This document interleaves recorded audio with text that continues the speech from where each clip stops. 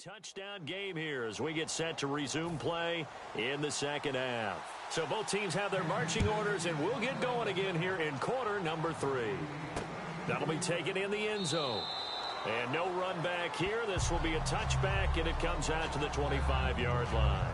Out comes the Dolphins now. They'll go on offense first here in this third quarter. They have the lead. Now they'll be looking to extend that lead. And this is where I enjoy talking about one of my favorite subjects, tendency breakers, or counters as I also like to call them.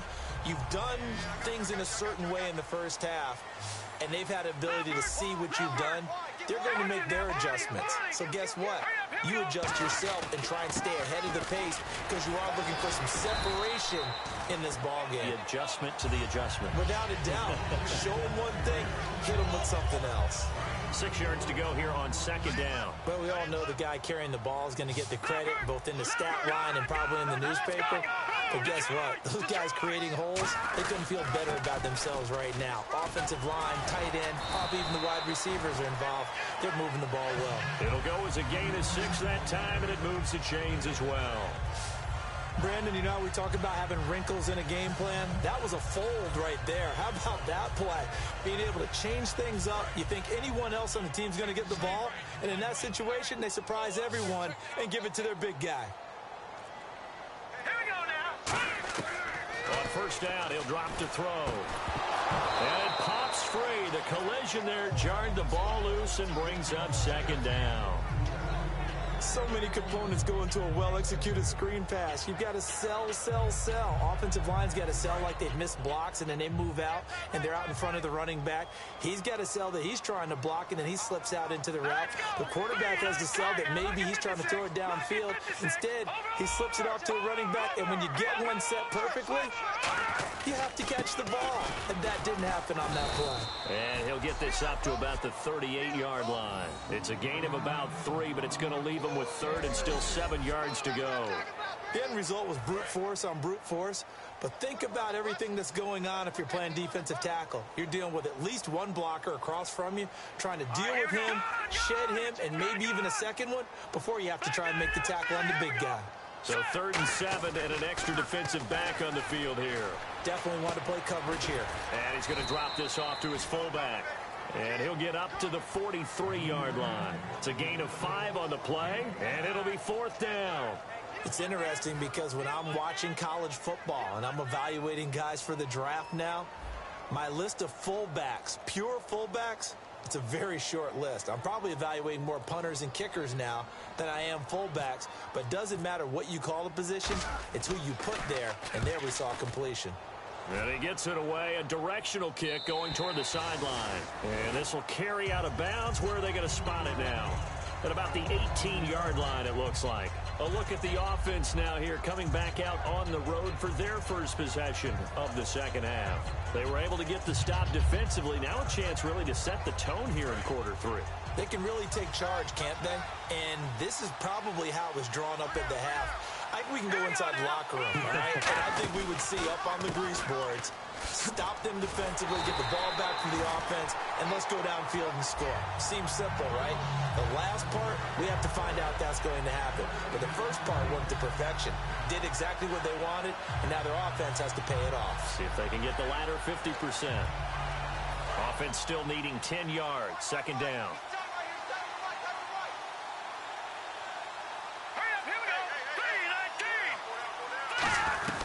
They'll run it now out of the gun. And once again, not much running room, if any at all. And they'll lose a yard that time, and that's going to lead to a 3rd down. And yet again, this run game just continues to be completely shut off. Completely stymied. I mean, they're trying to get some consistency, trying to find places to roam.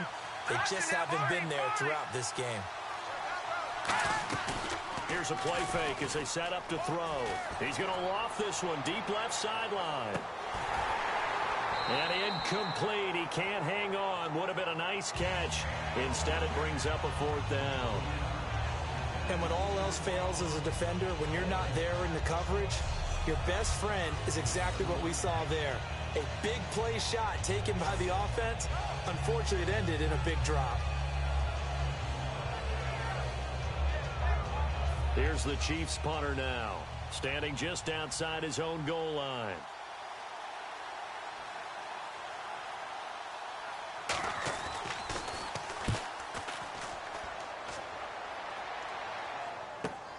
Fielded at the 33. Well, he wasn't too far from breaking that. Officially given 15. And out will come the offense as they take over. And out come the Dolphins now. And a tight game after punting last time. See if they can get something going on this drive. As they head to the field now, with the game this close, you've got to feel there's a sense of urgency for them going on offense right now. But they have to do it without letting panic creep in and affect their play. Going to give this time to the tailback. And taking it across midfield and inside the 45. Give them 11 yards that time and a new set of downs. Whenever we meet with coaches and they always talk about wanting to establish running the football, it's oftentimes with a good tight end who can control the line of scrimmage and the point of attack, and they're becoming harder to find because the colleges are giving us a whole lot of receiving tight ends, former wide receivers who can run, not necessarily block very well. In this case, though, we saw two tight ends on the field, both of them with the ability to block, and he ran the ball successfully behind that power set. Second down and 4.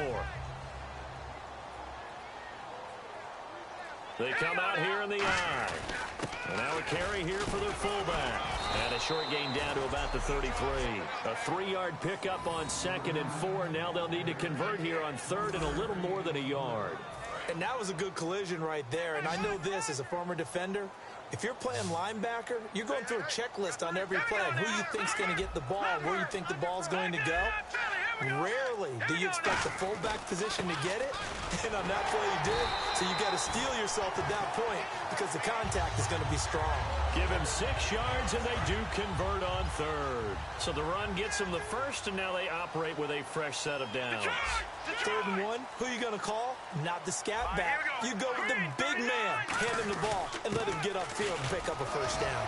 And he was able to shed the tackle, but the reserves come in for the stop. Now it appears we've got a Chief moving pretty gingerly down there. We'll get an update when we come back to Miami.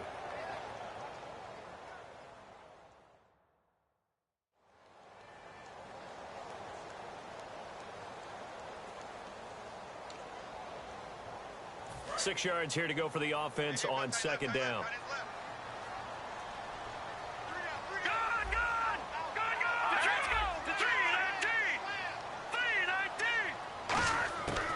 Now they'll switch it up here and look to throw. They're looking for his tight end on the corner. It's complete. And he will take it in for a Dolphins touchdown. Their big tight end, his 2nd touchdown on the season. And the Dolphins are able to grow their lead. It used to be that if you were a big wide receiver and the coaches wanted to make you a tight end, you resisted the move.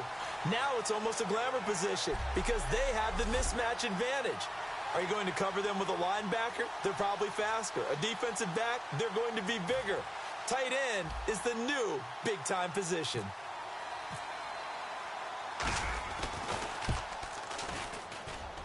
It's good, and it is now